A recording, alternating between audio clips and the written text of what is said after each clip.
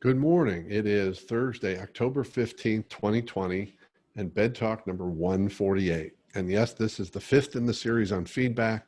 Today, we're going to talk about how vital it is to give feedback on the fly in the moment. I talked about the other five last Friday.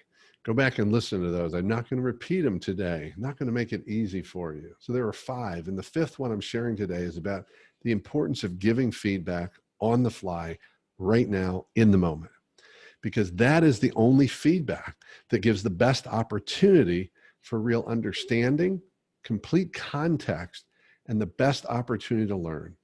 We say we learn from the past, but the truth is we learn in the moment from the most immediate past. That's what's vital. So let's look at a specific example of why this matters. An everyday event. So let's say someone's leading a meeting and there's some things they could do better in the meeting. And typical for meetings is meetings got off course and they don't get course corrected at all or quick enough.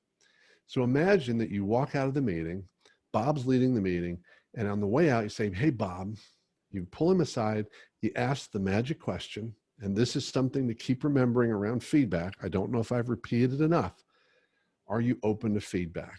It's critical to ask. It opens up the experience and it makes sure that person is ready to hear the feedback right then. Hopefully they are. And then we go into the questions of what could have been even better. And we're going to ask Bob, go back to that meeting. What happened in that moment? What were you thinking? What were you not thinking? Why were you hesitating if you hesitated? What were all the things going through your mind that next time you can be aware of, prepared for, and do something different with? Remember, feedback needs to be focused on improvements and be actionable. So you have that conversation and you get into what was going through Bob's mind at the time, what doubts he had, what uncertainty he had, maybe what fear he had. But now you get the feedback in the moment, but instead we wait till the next day. And here's how the conversation goes. "Bob, I want to talk to you about that meeting yesterday. Are you open to feedback?" "Absolutely." So you go back and say, "Bob, what exactly was happening inside of you, in your head, in that moment?"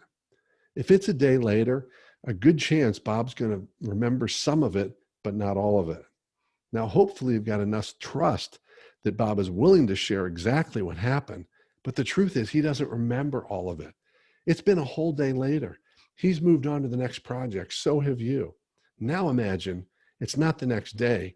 It's 3, 4, 5, 7, 8, 2 weeks later. You think that's crazy?